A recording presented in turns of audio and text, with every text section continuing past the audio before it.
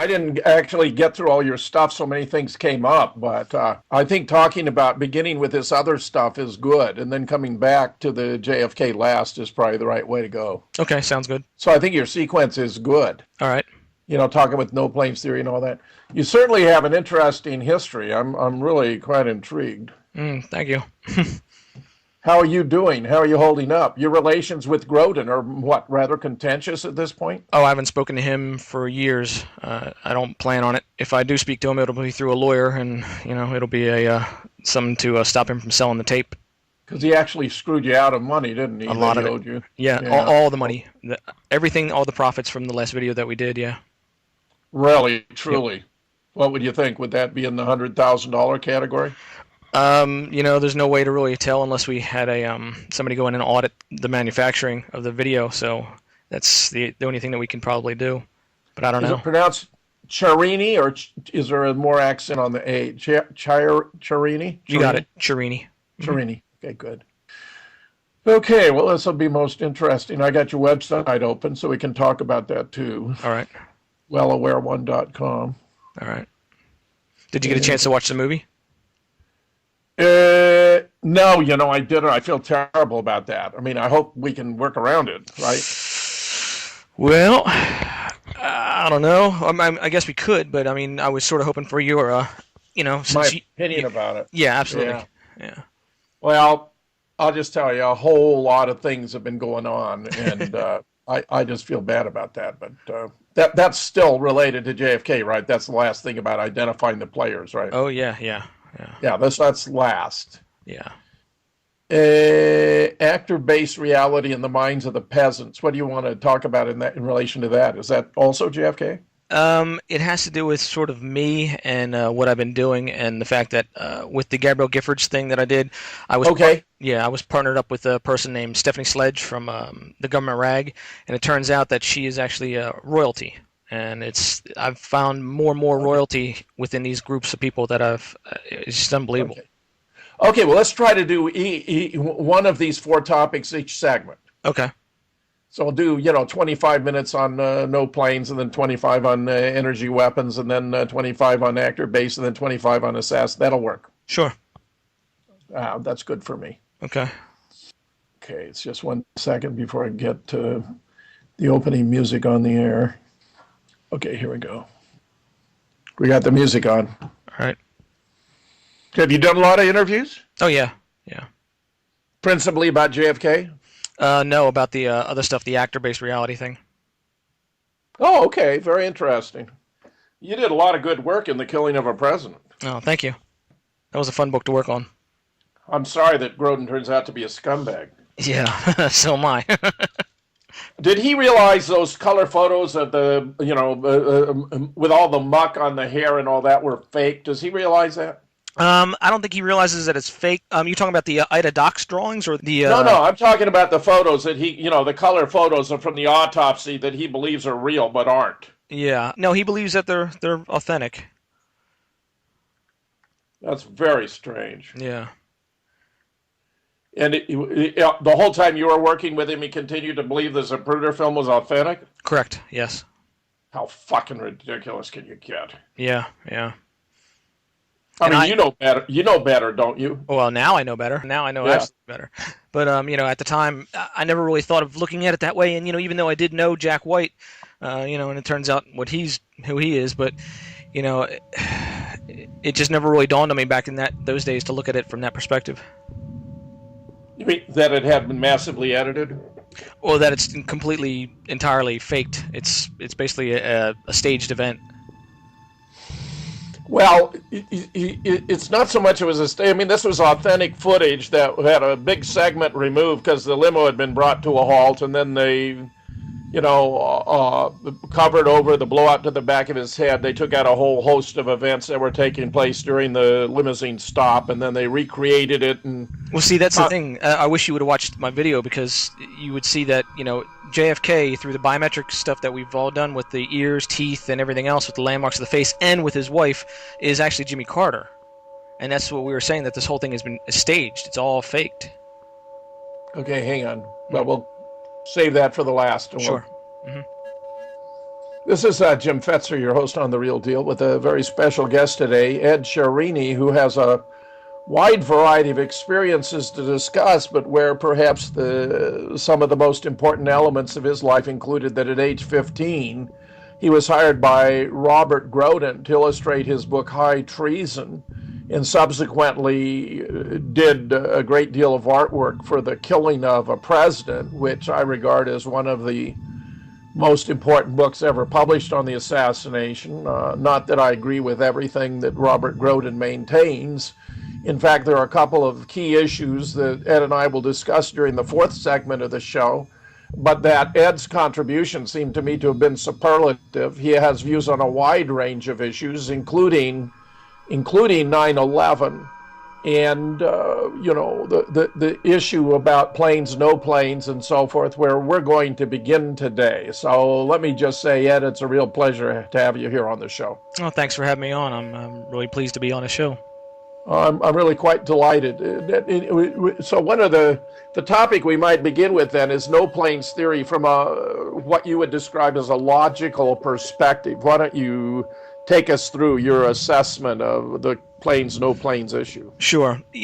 Most of my work has really revolved around photographic analysis and video analysis, because I really don't put any merit into the eyewitness testimony, because of the fact that I found that majority of these individuals that we've seen do turn out to be actors. And what I mean by actors, I mean people that are following a script, that are told what to say and follow that script. So their testimony to me really isn't something that I consider as important when it comes to looking at it from this perspective. So what we're left with is the video and photographic analysis. Now, a lot of the video footage that we've seen is inconsistent with each other, and we can see that there are some problems with it when it comes to its authentication as being something that actually happened that day and not computer generated or computer enhanced in some cases. So what are we left with? We're really left with a difficult situation of trying to figure out what happened with the evidence that was provided. So I decided to look at it with a different perspective, and that was looking at it logically as per what actually we know happened. We know that those buildings were brought down, and if we can agree upon that they were brought down, and I like the term that you used when we were talking about this, and not controlled demolition but a managed demolition. If we can agree upon that, then that's a base where we can start from, and we can go from there. Right, a demolition under control. Correct, yeah. So when we look at what we're told as the official story and what we can see, this demolition of these buildings, we're told that it was supposed to be a terrorist attack. Now, if it was a terrorist attack, logically you'd want to see the most destruction possible. You'd want that building to fall on all the buildings and just destroy as much as you can. But we see it come down in a semi-controlled state, especially with building number 7, that one in particular. So we can see that there's a system, a network that was put in place that followed a program, because we know how a demolition is done. It takes planning, it takes the infrastructure inside that building to be set up with the explosives, and it takes a lot of work. So we can safely say that if that is the case, then inside of those buildings would be, of course, the explosives and, like I said, the infrastructure of the wiring or wireless, whatever it may be. So there would be evidence inside that building that once you start that sequence of events, it had to go through the whole entire thing. It could not stop midway, because the inspectors and everybody else would have their eyes focused on those buildings, and they would probably get caught if it didn't go the way it was planned. And what I mean by planned is I mean the full event sequence of it taking those buildings down completely. So when we look at it from that perspective, and we see that they brought it down in a way that it didn't fall on other buildings that were not insured by, let's say, Lloyd's of London, who were the underwriters of that complex, something right there is a little strange. So if we do accept the fact that they were managed demolition, then by flying an airplane or by flying a variable in such as that, you would be putting yourself at risk of that airplane when it hits that building. You don't know exactly what it's going to do. It could knock out some of the infrastructure that you have set in place for the demolition. And at that point, you would be risking the whole entire sequence, because it may cause half that building not to go. And then, of course, the inspectors that would come in afterwards would find evidence of the demolition. So what we're seeing is not a real demolition of like a typical bringing down of a building where you just want to bring it down in managed pieces. We're seeing a total annihilation of that structure, the dust of everything just completely destroyed. So we can see that their objective wasn't to make it safe for the removal of all that debris. They wanted to annihilate everything inside of that building to make sure there was no evidence left. So from that perspective, we can see that I seriously would doubt anybody would fly a variable into that building that would possibly risk blowing the whole entire operation. Well, pilots for 9/11 Truth even attempted using simulators to hit those towers, flying at over 500 miles an hour in 767s, which turns out not even to be actually aerodynamically possible at that altitude. Mm-hmm. Because the air, although that's the cruising speed at 35,000 feet, the air at 700 to 1,000 feet is 3 times more dense. And the turbines can't suck it through the engines fast enough, which begin functioning as brakes. Mm-hmm. But they attempted to hit these towers and found it was extraordinarily difficult. In fact, I think Rob Basalmo reported that his group tried about 30 times, and he was able to do it himself just once. Mm-hmm. So I think there's a problem actually hitting the target when it's only 208 feet wide. Number two, there were explosions in the sub-basements that were designed to drain the sprinkler systems that went off in both the north and the south tower. Willie Rodriguez actually experienced the explosion. Fortunately, he wasn't killed, but he was in the building when it went off, and fellow custodians, had most of the flesh hanging from their arms and so forth. Where these actually took place, Craig Furlong and Gordon Ross have done a brilliant study using seismological evidence from Lamont Laboratory run by Columbia University, and combined it with a radar and FAA data to determine that the explosions took place prematurely, 14 and 17 seconds before the alleged plane strike. So correct. They had a temporal problem, right? They had the possibility if they used real planes, they might not hit the target. Correct. And second of all, they had to time it with these explosions in the sub-basements, and even doing the best they could, they turn out to have been too little, too late.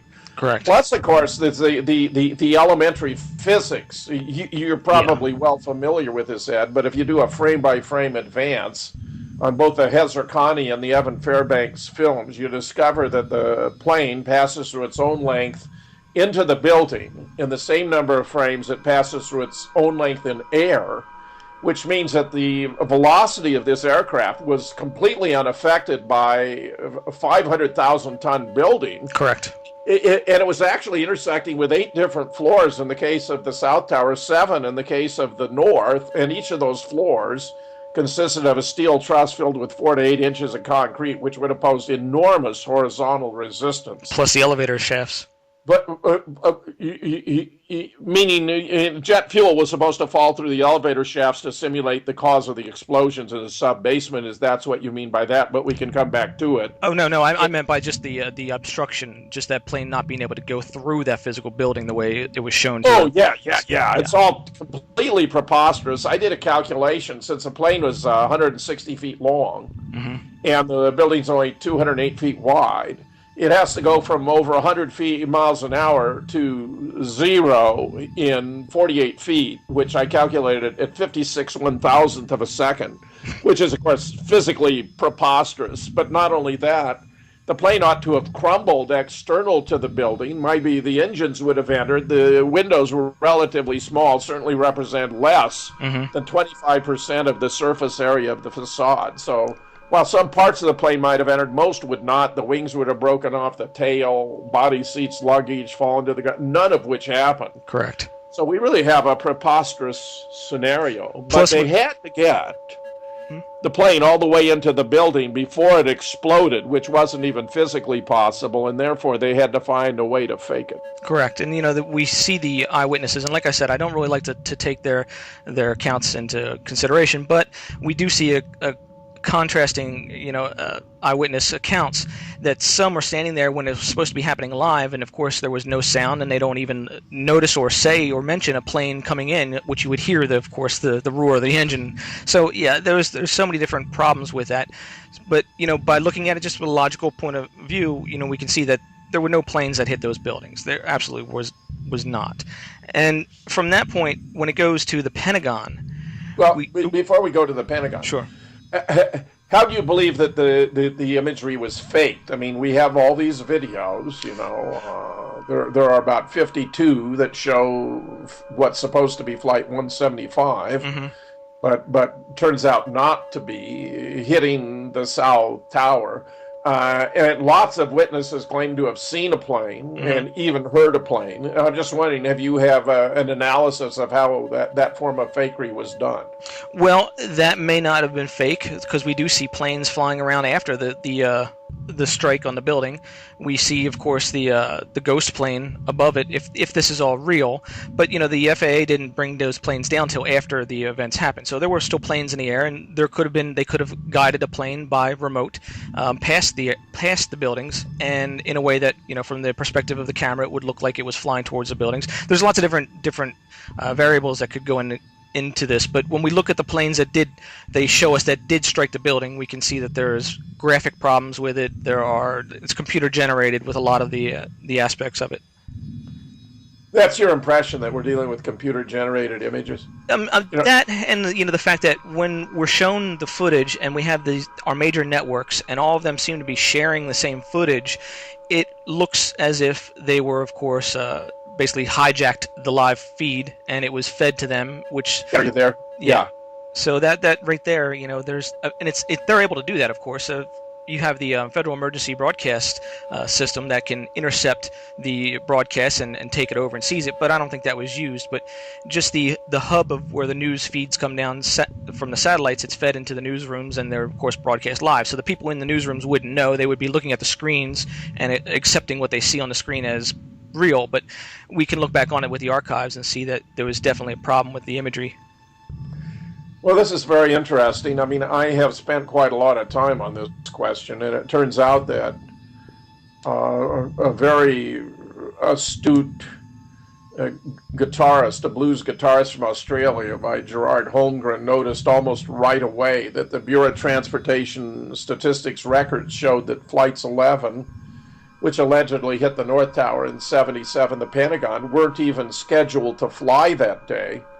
And I have obtained FAA registration data showing that the planes associated with the other two flights, namely 93, which allegedly crashed in Shanksville, and 175, the South Tower, were not deregistered or formally taken out of service until 28 September 2005, which raised the questions of how can planes that weren't even in the air that day have crashed, and how can planes that crashed that day have still been in the air 4 years later. And I don't know, Ed, if you're aware of it, but Pilots for 9/11 Truth has done further brilliant work on this topic and have been able to establish that Flight 93 was in the air, but that it was over Champaign-Urbana, Illinois, after it had allegedly crashed in Shanksville, and that Flight 175 was also in the air, but that it was over Harrisburg and Pittsburgh, Pennsylvania, long after it had allegedly hit the South Tower. Yeah, I wasn't aware of that. Yeah, it's unbelievably good stuff. You can find it right on the homepage of Pilots, and I include it in multiple presentations of mine, including Planes, No Planes, and Video Fakery, and Reason and Rationality in Public Debate, the case of Rob Balsamo. Because Rob, ironically, is the head of Pilots who has done this brilliant work and yet denies no planes, which, of course, is properly defined as that Flight 11 didn't hit the North Tower, that Flight 77 didn't hit the Pentagon, that Flight 93 didn't crash in Shanksville, and that Flight 175 didn't hit the South Tower. Not that there weren't any images of planes or that no plane was involved in any case, because it looks as though in the Pentagon case, to which we're about to turn, a plane did fly toward the building and then swerve over it on a completely different approach. Correct. In the official account. Go on. The other thing is, when we look at the imagery, remember the Time magazine footage, actually the front page of Time magazine, they showed the tower and the devil's face in it that was manipulated digitally. if you're going to do that, you need to have that raw footage. You need to be the person that's working with that CGI footage. So when it comes, Did Time highlight that there was the appearance of a devil's face in the smoke? I can't remember if it was CNN or Time. It was on the front cover, and it was CNN, I believe. Yeah, I may be wrong. Don't quote me on that. But they were actually talking about this image? Yes, yeah. They actually Well, talked that's about amazing, it. Ed. It was totally Because absurd. anyone would realize that that's fraudulent. Absolutely.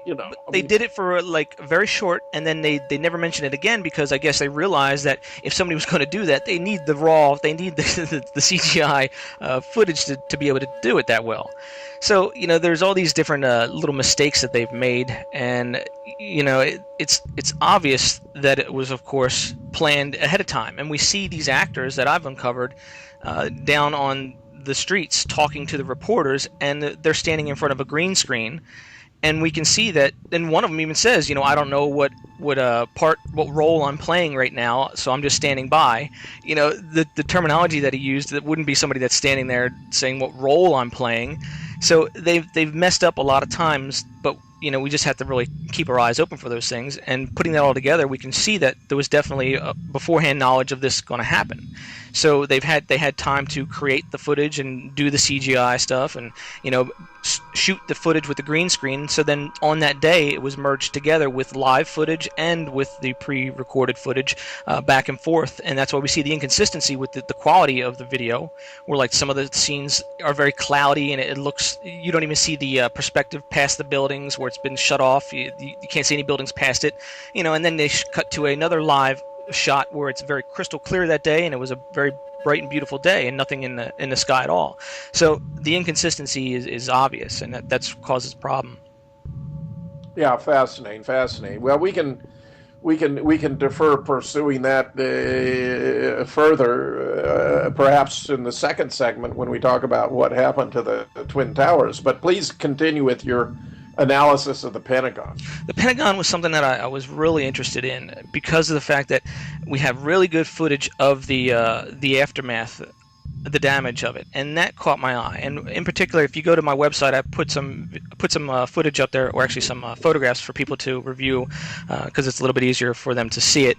If you go to wellaware1, that's the number 1.com/911.htm, you will see the photographs we're talking about. And as I was going through the archives from the Pentagon, this was photographs from the Pentagon, I found a particular photograph that really stood out to me, and it was of the basement, the support structures. And these were actually used in the court case that they say they had. I don't know if they had it or not, or if it was just told to us that they had it. But we can see that the columns in the basement are marked. They're spray painted, of course, labeled. And there was one particular photograph that really stood out. And you can see it's the first one on that page that I have posted. The two columns that you see in front of you, there is something very strange about the formation that you see on the side of those columns. And you can see that there is basically a pipe that's been bent by heat, and it's facing down towards the closest column to you. And from the end of that pipe, you can see that there is sort of a spray pattern of soot on the column. Now, when you look at that and you realize what that is, that's the sprinkler system that they have there, and that's a spray coming from that sprinkler system that appears to be an accelerant. You can see the same pattern on the column behind it. That is, the spray nozzle is a little bit further away than the one in the front, but you can still see the column, the cone-shaped spray of soot, a burnt accelerant. Now, when I saw that, it triggered some of the memories that I had of hearing that individuals that day were covered in jet fuel that were inside the building. Now, logically thinking once again, if you're covered by jet fuel and that jet fuel came from a crashed aircraft, that means usually there's fire that's following that spray of fuel. So, and we know that jet fuel or any other liquid doesn't go around corners, so you would have had to been in a direct path of that liquid to get drenched and covered in this fuel. So that's always stood out as a real problem with me, because I just don't see how that's physically possible. But it is possible if an accelerant was put into the sprinkler system and sprayed inside that building to keep that fire burning as long as it did. Now, do I have evidence of that? Okay, we have, of course, that photograph with the spray patterns on the columns. That's pretty solid right there. But how did they get that that accelerant into that system. Well, if you continue down, you'll see that the top roof of the Pentagon is burnt in a very strange pattern. There's a hump or a berm on top of the building, and the fire follows along this hump on the top. Well, inside that hump, that's where all of your pipe is for the sprinkler systems. Now, if an accelerant was poured into that reservoir and it was piped through that particular building, they probably didn't realize that after the pressure of that accelerant gets decreased, that flame might go back inside that pipe, and those pipes are put together with solder. That solder is going to melt. That melting of that solder is going to break those pipe joints, and it's going to cause leaks, and those leaks will cause fire. So we see this really strange burn pattern on the roof that's consistent with an accelerant being poured into that irrigation system. Now, where did that accelerant come from? Because that's got to be a lot of accelerant. So we know that that was a heliport, and we know that helicopters, of course, run on fuel. And we see a lot of photographs of these green containers on the front lawn of the Pentagon. Now, for years, I was looking to see if I could find and identify what those green containers were, because obviously there's a lot of them, and if they were fuel, then of course they were being stored inside of the hangar, right, which is right there, that was about 50 feet to 100 feet away from the impact zone. You wouldn't bring that fuel out of the secured area and put it on the lawn if you were trying to get it away from fire or bring it to safety. You would, of course, take it from the fireproof cabinets that they have it in, and they would move it to a place where it's secured. You wouldn't leave it right there on the lawn, because the fire would cause a hazard. So we can safely say that those things are empty, whatever they are, because they wouldn't leave them there. Now, we see many photographs from many different angles of these green canisters, and eventually one day I finally found a blue canister that matched the same style, and it's a very unique, with a sort of a strange handle, a T handle on the top, and a big port on the side for pouring it, but it's a very unique container. And when I matched this container to these green containers, you can see that the blue one is a kerosene container. So we can assume that the green ones are the fuel for that helicopter. Now, when they left them out there on that lawn because they emptied them in the irrigation system, I believe. This is my opinion. And that's what they used to make that fire burn for the 2 days that they claim it burnt for, because anybody who's a firefighter can chime in and tell me that there's no way that building, they couldn't have taken that fire out within an hour or two, which they claim that they did, but then all of a sudden, of course, it came back, it started burning again, and it burned for 2 days. They said, well, that's to get their photos, the photo ops that they needed to get done. So there's a lot of evidence, I believe, that's pretty consistent with the fact that they did use an accelerant, and the accelerant did go through the sprinkler system, and that's where we then can now see where people got covered in jet fuel, which was kerosene, which is the same thing, and that answers a lot of the questions that have stood out in my mind for a long time. Yeah, that's really quite fascinating. I, of course, have long since emphasized a clear, green, unblemished Pentagon lawn, even as the lime green civilian fire trucks are extinguishing the very modest fires at the actual hit site, where there's no massive pile of aluminum debris from a 100-ton airliner, no wings, no bodies, no seats, no luggage, no tail, not even the engines, which are virtually indestructible, recovered from the crash site. Instead, you see this chain link fence, a couple of cars, two enormous spools of cable, and unbroken windows around the hit point. So it all looked completely staged and fabricated from the beginning. Right. And I have noticed how long it was before debris began to show up, and have drawn the inference that it had to have been dropped from the C-130 that was circling the building, because it would have been so awkward for officers or enlisted men to come out and drop it on the ground.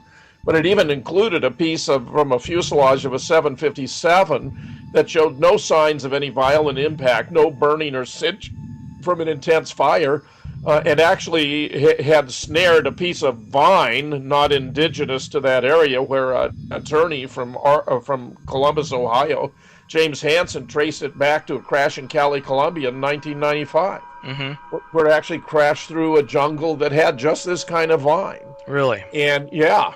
And, it's really amazing how Hollywoodish so much of this was. I'm glad you said that. I'm glad you said the Hollywood term, because that's something that's really particular. Keep going, I'm sorry. Yeah. No, that's good, Ed. We got to take our first break, but I'm real pleased to have you here with a fresh pair of eyes talking about some of these issues. It's a real pleasure. This is Jim Fetzer, your host, with my very special guest today, Ed Chiarini. We're talking right now about 9/11 and the faking of the planes. We're going to continue when we return.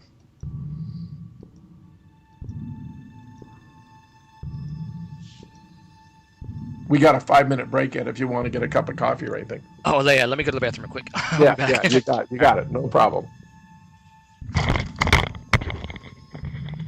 All right, I'm back. This is Jim Fetzer, your host, continuing my conversation with Ed Chiarini, who is a fresh pair of eyes. He was talking about the faking of the planes and in New York, and now we're talking about the Pentagon, and he's had some very interesting observations about putting kerosene into the water system in order to promote what turned out to be a very odd pattern of burning that was revealing when you look at it with a fresh pair of eyes, which is why I'm so pleased to have him here. Ed, please do continue. I mentioned, by the way, too, that Ed has a website at wellaware1.com. So if you go there, you can find a whole lot of fascinating stuff. Ed, continue. Okay. The other thing that really caught my eye from the release of these photographs of the Pentagon, and this is because I was in the Air Force and I was an avionic tech. I've always been interested in antennas. I have a thing for antennas, including the two that you have on the side of your head, the ears. So the antenna that I saw on the top of that roof really caught my attention, and they're very specific antennas. They look like a double helix type of a dish with a double helix antenna in them. Now, I had known of tracking device antennas that would use a Yagi antenna, basically with a dish. I had never seen anything like this on the top of the Pentagon before, and it really didn't clue into it really didn't I really didn't understand what they were, other than the fact that I knew that they were some type of tracking antenna. Until about yesterday, when I happened to go online and I was doing some research, and I came across a video, and it shows one of the basically a military setup of an antenna with a Yagi antenna and the dish, and it's used for tracking UAV devices. So when you have a possibility of this C-130 dropping debris on the front lawn, you have to say, okay, well, there's going to be a pilot and there's a crew, so there's somebody out there that would know. Well, what if there wasn't a pilot and a crew, and it was remotely guided by these devices, so there was no basically a person that could, say I was the one that did it?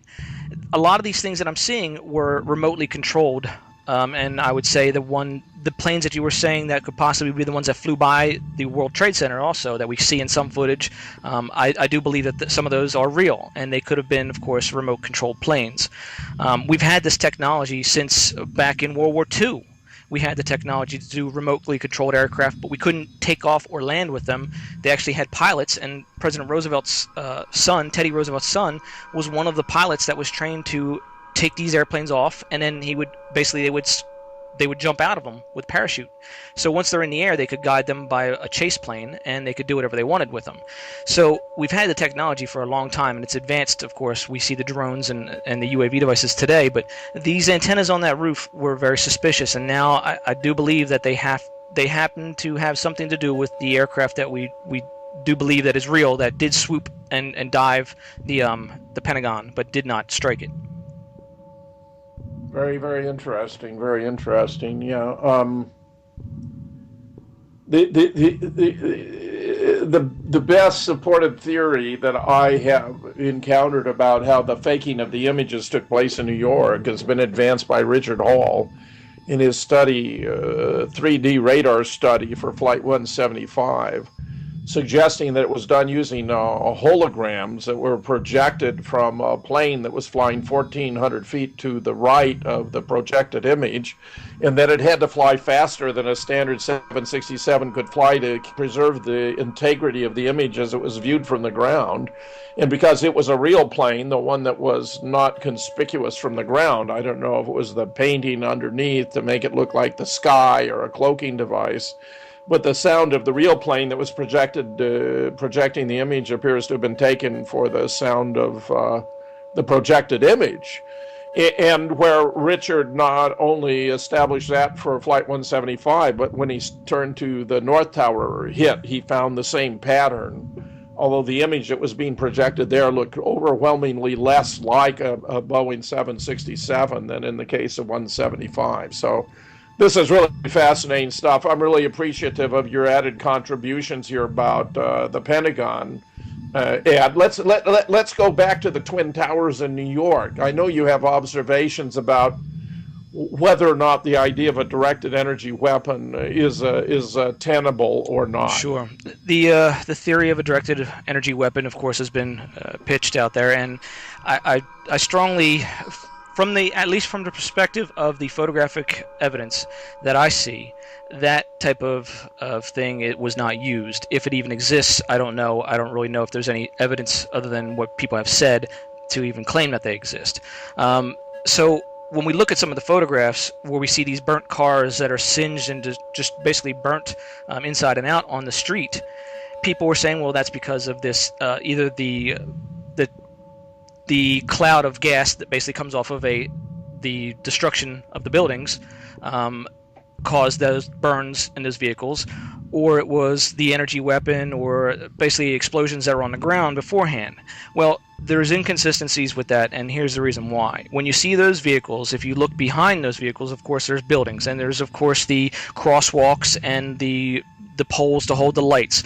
Well, if you look at some of the poles, there's no damage to those whatsoever, and they're hanging right over the cars that are supposedly burnt by some energy weapon that hit them up from above.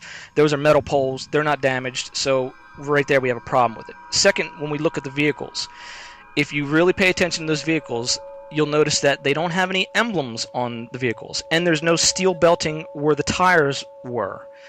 If an energy weapon was used, you of course would have a normal vehicle there that would have been occupied and a person got out of it for whatever reason and run, but the vehicle would have been intact and then of course burnt by whatever hit it. Well, the lack of the logos and emblems on that car and the lack of the steel belting that would have been left over from a burned vehicle, to me, show that those vehicles were brought in from a salvaged lot. And the reason why I say that is because the first thing that go on those vehicles is the emblems, because they can be resold on eBay and people take those things first. The second, of course, they remove the tires from them. They put them up on blocks inside in the junkyards. So these vehicles, to me, when you look at the insides of them, they are also consistent with vehicles that come from a salvage yard. There's the dashboards are missing in some of them. The other ones, you can see the consoles are missing. So there's no big pile of plastic that you would see if it was some type of energy weapon. It's not consistent at all. There's no windows in some of them, which is consistent with a junkyard also. So those factors, looking at the photographic evidence, that to me clearly shows that there's no weapons of that nature being used. And then of course we go back to the variable of the planes going in there and the variable of that thing not destroying those buildings, when we can see that building 7 was just brought down. There was no energy weapon used on that. There was no theory of that being used on it, and we can see that it's a controlled, or that one was more controlled and not like the other ones that were managed. I agree completely that Building 7 was a classic controlled demolition. Absolutely. You can even see the explosive charge working its way up the side of the building to the top. They've blown one of the key support columns, so you get that characteristic kink. Yep. About a fifth of the way in. Then you see all the floors coming down at the same time. Correct. Part of which was at the rate of free fall, meaning virtually all the support columns had been demolished or destroyed. And then when it's over, we get this stack of debris equal to about 12% of the height of the original 47 floors, or about 5 floors of debris. But with the Twin Towers, of course, it's completely different. They're blowing apart in every direction. From the top down, which is inconsistent with a gravity-driven collapse, because gravity only works in one direction. These buildings to be blown apart in every direction implies some massive source of energy that goes far beyond gravity. Then, of course, all the floors are remaining stationary. It looks as though they're being taken out in cubes of 10 floors apiece. And if you took out 10 floors apiece per second, then in the North Tower, because you have all 110 stories, that would take the standing. That would take 11 seconds. In the South, because the top 3 cubes tilt over and are blown as one, it would take 9. Those are the times that actually are given by the National Institute of Standards and Technology. Mm-hmm. And of course, the buildings appear to be being converted into millions of cubic yards of very fine dust. Correct. which remains suspended in the atmosphere. And when it's over, the buildings are destroyed below ground level. I had Father Frank Morales, who was a first responder from St. Mark's Episcopal Church in the area, on my shows twice, who confirmed that. And there are photographs that reveal that to be the case. In fact, there's a very, very interesting one where you see Building 6 in the foreground, and it's got this huge scooped out area. And back to the left, you see Building 7, the rubble pile that's quite substantial. And over to the right, where the North Tower was, nothing. Nothing. So, I mean, I think it's really quite remarkable. Have you given any thought to how this may have been done? Sure. Well, of course, we know it was some type of explosive, and there's so many different types of demolition devices that can be used that it can be put in paint and painted on the walls. I mean, there's so many different ways that, to actually try to theorize that it would be too much of a speculation. So that's why I like to stay with, the fact that we can prove that it was taken down by demolition, and we can prove that it was, of course, there had to be beforehand knowledge of this event going to happen. So who was in control of those things, that's the other aspect of it that we can get into. But here's another thing that's very key when it comes to what we just said. Now, you said that those buildings were blown apart, and of course there was explosives put in the basement, and that we can prove and we can see that. Now, right. Here's the question that you would have to then say. If they put explosives in the basement, why did they need to make the excuse of the planes? Why couldn't they have just said that it was just like in 92 when they tried to blow them up with the explosives in the basement? Why didn't they just do that? And then, if they were going to do that, make it so that building fell completely over on its side and just demolished the buildings alongside of it all over the place and made the massive terrorist attack that they claim it was. Well, they didn't do that, though. They brought them down in such a way that it only fell on the complex that they had insured by Lloyd's of London. That, to me, was very, very suspicious. And the fact that the plane struck in certain levels of where Maurice Greenberg's enemy was, and that was going to be Lloyd's of London, and then you look and see Lloyd's of London now operates underneath the umbrella of Starco, which is Maurice Greenberg's company now. He was, of course, the ex-CEO of AIG. So when you see that opportunity that they had to basically cripple Lloyd's of London, which they did, and they successfully basically took them over, you can see that there's definitely a motive for them to create this scenario for them to do that. Well, that's extremely interesting. My understanding always been it was AIG that was the insurance company, but was Lloyd's under the auspice of AIG at that point? No, they were competitors at that time. Lloyd's and Maurice Greenberg was the CEO of AIG at that time, and when we see that Lloyd's is their competitors, and then we see also Lloyd's was the underwriter in the Louisiana, the flooding during the storm. They were the people that during the Katrina disaster. Yeah, when they broke those levees, of course that caused a lot of damage. And who was the underwriter? And that appears to have been done with the demolitions, yeah. I believe. Well, that was done on purpose, and they justified it, so they said. But you have to look at who was the underwriter for that area that, of course, got the damage. It was Lloyd's of London again.